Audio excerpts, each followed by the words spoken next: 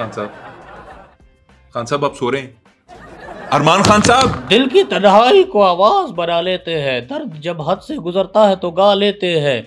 बरसात के मौसम में तन्हाई के आलम में मैं तुझको भगा लाया तेरे घर से, तेरे बाप के डर से, तेरे बाप के डर से। जी हाँ। ये क्या है? ये क्या कुछ है? ये तो गाना भी नहीं है कोई, ये मिक्स कर दिया आपने सारे कुछ गाने। नहीं, ये कुछ मेरे ख्याल से मुझे लगता है कि अच्छा याद एक गड़बड़ हो गई है, कोई बड़ी बात नहीं। आप अपनी यादों के अंदर से जर्नलिज्म के कोई वाकयात सुना सकते हैं हमें? आपको जर्नलिज्म पे बात करने के लिए बुलाया था। बताइए आप बड़े सहाफ़ी कैसे बने? मतलब आपको बड़ा सहाफ़ी क्यों समझे हम? मोहम्मद अली खान साहब, शायद मैं दुनिया का वो वाहिद रिपोर्टर हूँ जिसे ये एजाज़ हासिल है कि उसने तने तनहा अमेज़न के जंगलात में पहली बार, जी हाँ, ये क्रेडिट सिर्फ मेरे हिस्से में आया। पहली बार मैंने किसी एनाकोंडा के मुंह के आगे माइक रखकर उससे लचकदार होने का सवाल किया है। ये एजाज़ सिर्फ इस नाचीज़ को हासिल है। आपने क्या सवाल पूछा? मैंने उससे पूछा कि आप इतने लचीले कैसे हैं, इतनी लचक आप पे कहाँ से आई? अरमान खान साहब, एक एनाकोंडा के सामने आपने माइक रख दिया, इसमें क्या बड़ी बात है? क्या बड़ा काम कर दिया आपने? देखिए, बात ये है अली मोहम्मद खान साहब, मेरे नन्हे मुन्ने सहाफ़ी, कोई भी दुनिया का सहाफ़ी, उसमें इतनी जुर्रत, इतनी करज, इतनी हिम्मत नहीं होती कि वो एक एनाकोंडा के समूह के आगे माइक रख के उससे उससे उसके लचकदार होने का सवाल कर सके।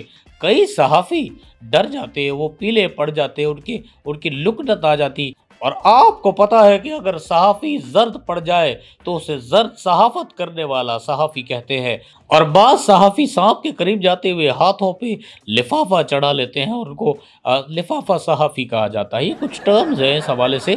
और बाज़ सहाफ़ी एनाकोंडा का इंटरव्यू लेते हुए कांपते हैं, हकलाते हैं, लुकनत आ जाती है वो बात करते हुए, वो जुमला मैं समझ मुकम्मल गया, नहीं कर मैं समझ पाते। गया। सर, तो ये फ़र्क है इन आपने तमाम चीज़ों में। आपने जब ये शोहरा आफाक इंटरव्यू लिया तो उसके बाद से ये इतनी फ्लुएंसी आई है आपके अंदर। मैं समझ गया, आई गेट इट। सर, ये बताइए कि आप माशाल्लाह सहाफ़त में एक नाम रखते हैं। कभी किसी सहाफ़ी से जेलस हुए?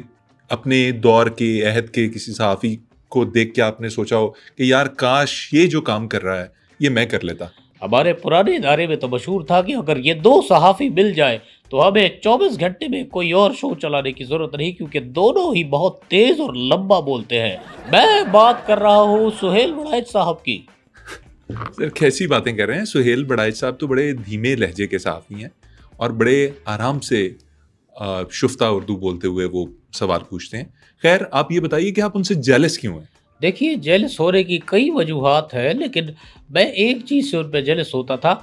ऐसा नहीं कि मेरी तनख्वाह कम थी, मेरी भी तनख्वाह अच्छी खासी थी, लेकिन सुहेल वड़ाइच साहब टीए डीए लेते थे और ख़र्चा अपने पल्ले से नहीं बल्कि दूसरों जो मेहमान आते थे उनके पल्ले से खर्चा करवाते थे। यानी कि क्या ही अजीब बात है, टीए डीए भी खर्च नहीं हो रहा।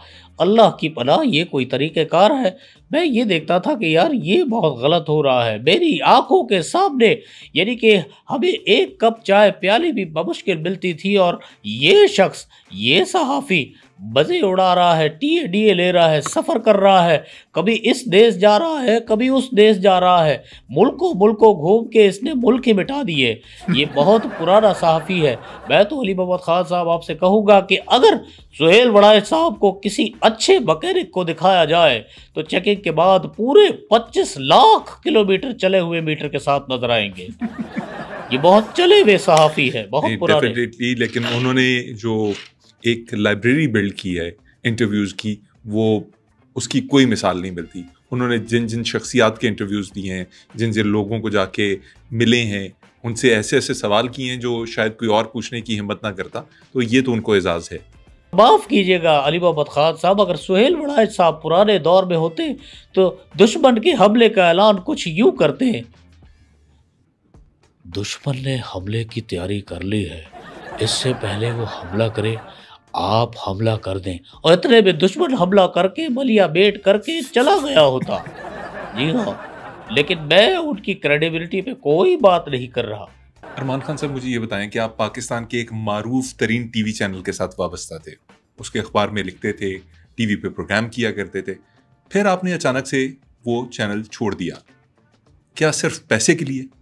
नहीं, पैसा पैसा मेरी कभी प्रायोरिटी नहीं रहा, पैसे को मैंने कभी अहमियत नहीं दी। मैंने अहमियत दी है तो सिर्फ़ रुपए को दी है। जोक्स अपार्ट, मेरा उनके साथ एक इख्तिलाफ़ी नोट पर मामला ख़राब हो गया था।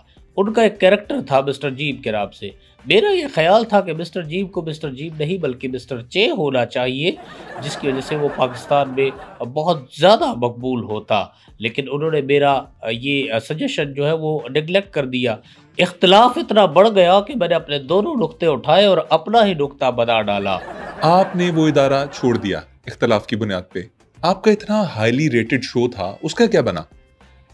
सितम ज़रीफ़ी ये देखिए कि मैंने सोचा कि 2-3 दिन बाद शायद इनकी अकल ठिकाने आ जाए, लेकिन उन्होंने क्या किया, मेरे रिज़ाइन देने के बाद अगले दिन ही मेरे ही साइज़ का बंदा, मेरे ही जैसे बोलने वाला, मेरे ही जैसे चश्मे लगाने वाला और उसके नाम के साथ भी खान आता था, उसे बिठा दिया।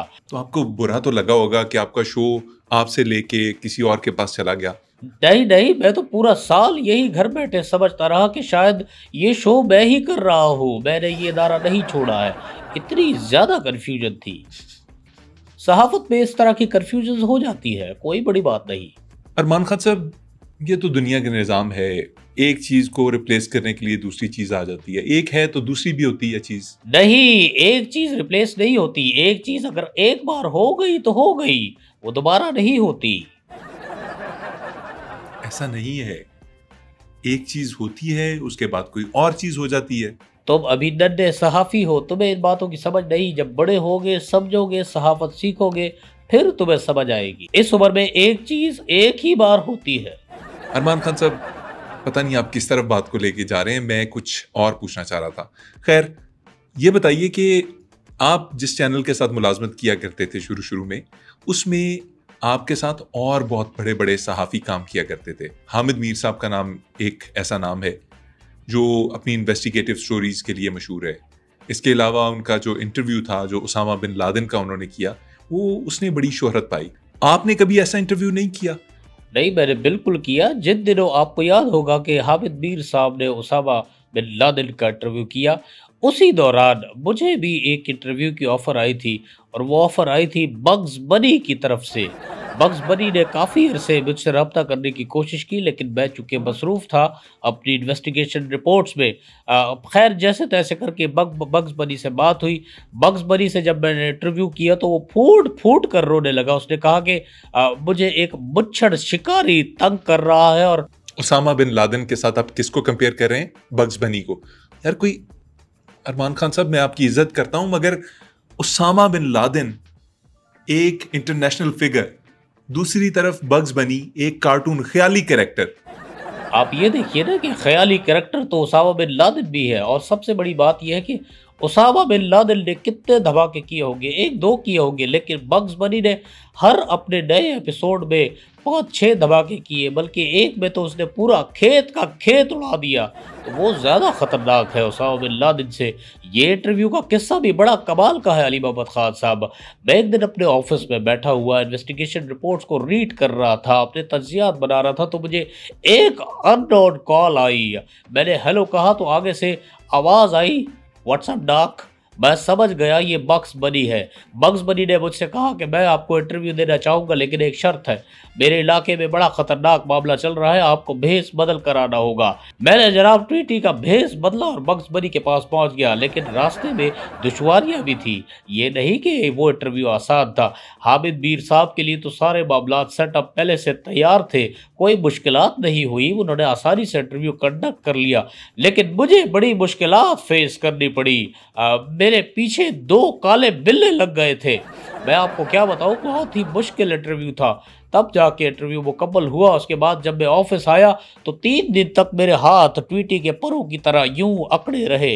3 दिन बाद जाके वो हाथ ठीक हुए। तो ये होती है इन्वेस्टिगेशन रिपोर्ट और इस तरह की खतरनाक इंटरव्यू। आप क्या समझते हैं? ये सब कहाँ हुआ इंटरव्यू है लिया क्या? आपने? हामिद साहब का इंटरव्यू दुनिया के लिए मौजूद है, देखने के लिए चला चैनल्स के ऊपर। आपने जो बग्स बनी का इंटरव्यू लिया, वो कहाँ है, वो कहाँ चला? मेरे बुड्ढे मियाँ, आप सोते रहिए, आपको पता ही नहीं। आप किस मुंह से, मुझे तो यकीन नहीं आ रहा किस मुंह से आप इन्वेस्टिगेटिव जर्नलिस्ट होने का दावा कर रहे हैं। आपको शायद याद हो कि जिन दिनों ये इंटरव्यू मेरा हुआ था तो CNN को इस बात का पता चल गया था। CNN ने मेरी तरफ बहुत सारे पैगामात भिजवाए, कभी कबूतर भेजे, मुख्तलिफ ज़राए से मेरे तक मुझ तक पैगामात भिजवाते गए कि प्लीज़ ये टेप हमें दे दे। अली मोहम्मद ख़ान साहब, आपको क्या पता वो इतना धमाका खेज इंटरव्यू था, मैं कभी CNN को वो ना भेजता। मैंने उस इंटरव्यू की टेप को हमेशा अपने सीने से लगाकर नेफे में रखा। यकीन जानिए, अगर मेरे ऊपर फाइनेंशियल क्राइसिस ना आता, मैं ये कदम नहीं उठाता। एक दिन मुझे गैस का 300 जायद का बिल आया, मुझे आखिर फैसला करना पड़ा कि ये टेप मुझे बेचनी पड़ेगी। मैंने डॉलर्स में भारी रकम के एवज वो टेप CNN को बेच दी। लेकिन अनफॉर्चुनेटली क्योंकि अब मैं क्रेडिबल सहाफ़ी हूँ और CNN ने मुझसे वो टेप बगैर चेक किए ले ली। असल में मेरे नेफे में 2 टेप थी, एक तो वो इंटरव्यू वाली टेप थी और एक दूसरी टेप थी। गलती से वो दूसरी टेप CNN ने बगैर सोचे समझे, बगैर चेक किए हुए ऑन एयर कर दी। वो टेप ऐसी चली कि धमाका खेज अंदाज से चली। CNN की वाह वाह हो गई। CNN पूरी दुनिया में, जी हाँ पूरी दुनिया में वायरल हो गया और उन दिनों तमाम दुनिया ने बशमूल पाकिस्तानियों ने उस धमाका खेज वीडियो को CNN पे हमेशा जब भी देखा यूं कपड़ा लगा कर देखा।